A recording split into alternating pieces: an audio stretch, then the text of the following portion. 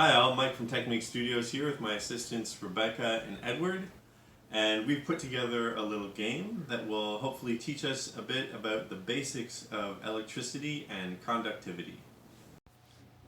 First, let's take a look at the game. We're going to use our microbit and program it with some basic make code to create a game where a little light is falling and we have to catch it at the bottom.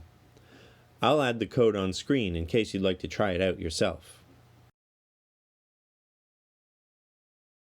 Usually for any type of video game, you need some sort of controller to play the game.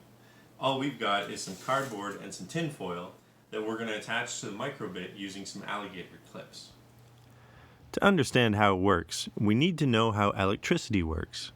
For electricity to have its desired effect, it needs to travel in a loop or a circuit. So it needs to travel from the source through some conductive material and then go back to the source through the re-entry point known as ground. So currently, the electricity is hooked up to the foil, but it's got nowhere to go. There's no circuit. It just goes to these two buttons and stops. Now what we need to do is create a circuit so the electricity travels through one button and then back into ground.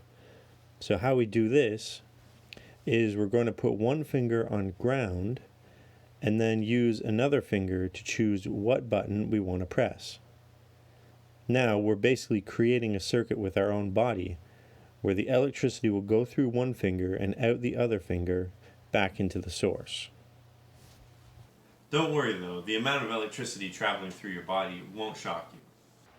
Now that we know that the human body is conductive, let's try out a little experiment. I'm going to hold ground here and then I'm going to restart the game.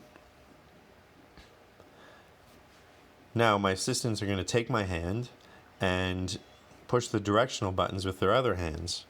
As we can see, even by connecting through me, we can still complete the circuit and play the game.